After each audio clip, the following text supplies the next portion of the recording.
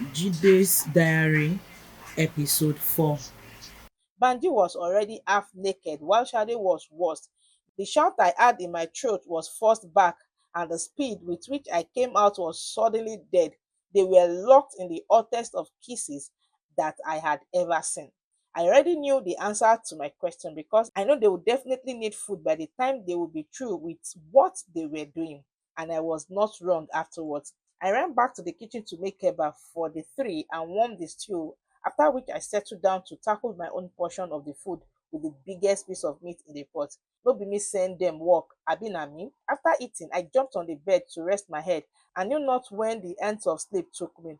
Banji woke me around 1 o'clock shouting for food. I was in a land where all pains and suffering ceased to exist. I was in the arms of a loving wife and my kids were running around gleefully. I was reclining in a loving armchair in a garden with sweet smelling flowers when a thorn on my neck woke me. It was Banji who had slapped me on the neck and brought me out of my dream. I opened my sleep befolded eye to see him smiling pleadingly at me with his eyes. Beside him was his partner in crime, Sade. Her hair was an evidence that she had not had it easy with him. It was disheveled. Her eyes were also smiling hungrily as they met mine. She was breathing as one who had just run a 5,000-meter race. They had just completed a round. Good for them. I got up from the bed, rubbed my eyes with my palm to clear the sleep out of it, and faced Banji. Why did you come to disturb my beautiful dream now? I said in a formal English, which we used only when the matter was serious. I had feigned the seriousness. Banji apologized profusely and said, "Oh boy, na hunger o, e wan kill me o, my belle don empty o."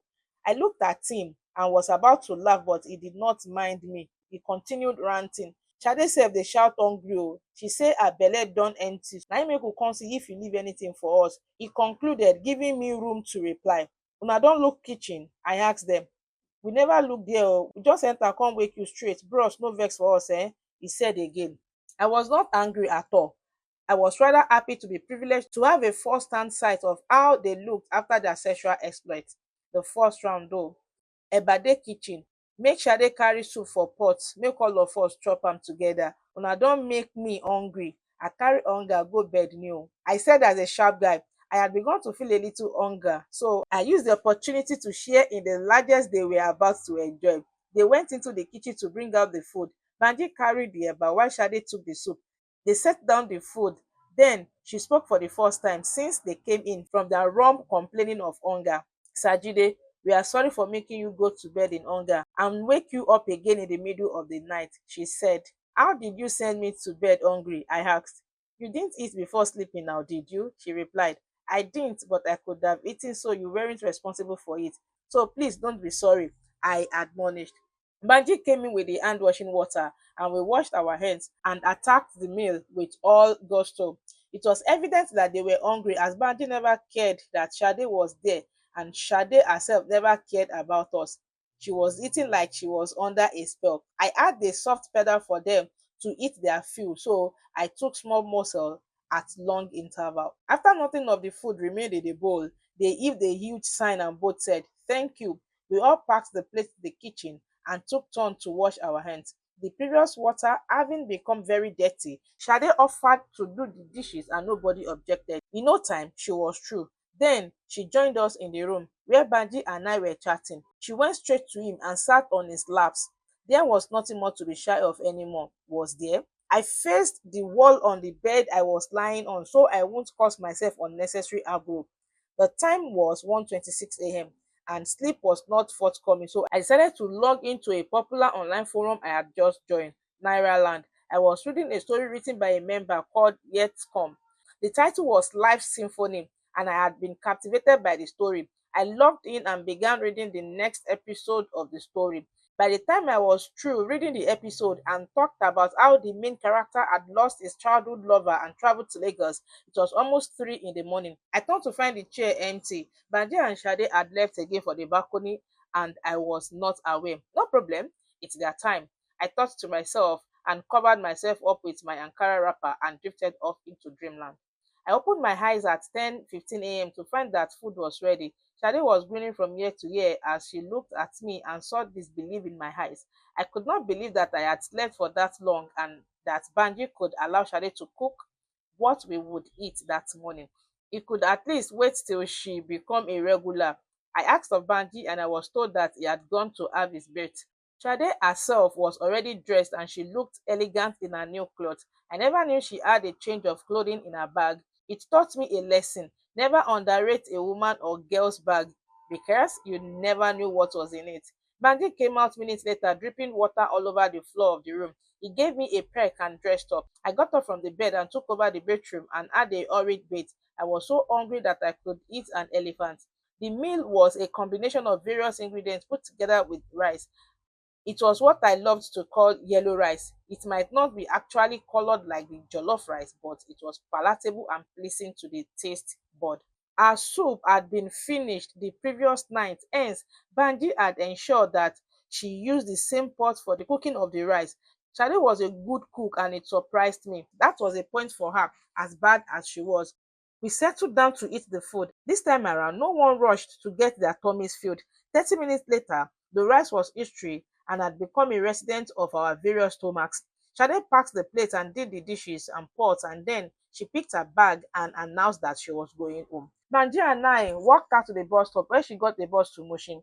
The sun was not as merciless as it was the previous day, and by the time we got back home, it was 1 p.m. I flopped open the bed while Banji settled on the half rug that was in the center of the room. As usual, we started a gist about what happened between them. I had always told the female folks that I know that most guys are infected with the kiss and tell syndrome. Whatever happened between both of you would become the topic of discussion between him and his friends or among his friends. The only female that is spare is mostly a guy's fiancé. Any other girl is a center of public gist. So decide for yourself. Oh boy, that babe won't kill me oh. But you know say I be actor. I no allow make she win. Na she run for the end. Trust your guy na, Banji boasted. How e take be when una come go back home? I ask. Na the babe oh, she say inside dey hot make we go out. I tell am say we no go fit carry the bed since dat one big wella. She say make we manage the mat. Na so I agree for am oh. Boy, body dey pain me sef.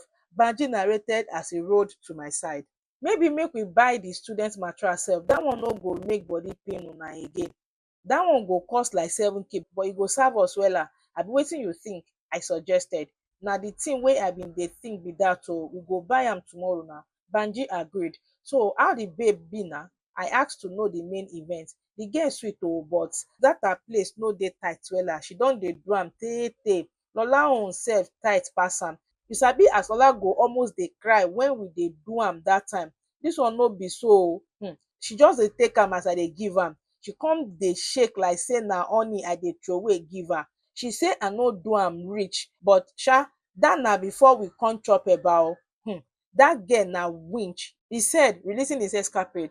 I listened attentively as he narrated how he went down with Sade from the kiss to the first round, to the moon, to the arm, to the hands, and the final attestation of how good he was by Sade. It was not the first time we would be having such a discussion, but what made this different was that the girl involved was a small girl. Nola and the rest who had been banging were matured ladies. They weren't 15 or 16 years old. What even baffled me was his assertion that the girl was wilder and more experienced than the previous ladies we had met and who were obviously older than she is. Wonders shall never cease. I should note here that whatever went on between us and our respective fiancés never got discussed. We only discuss open ones like quarrels and the one that made one of us to beg the other's fiancés on his behalf. What went on when the lights are off are not discussed. Thus began the official rumble in the jungle between my friend and one of my students. The party occurred home and away. Most times it was in our house and I had known the sleeping arrangement. Banji never complained of body pain again because we had bought the student mattress as we planned. Even on the occasion, I could have sworn that I heard as Banji made Sade yearn for more. It could also be that I was dreaming. Sade too would invite him to her house, mostly in the afternoon, and they would take the romp to another level. This night fight is left for our house. What of me, you would ask?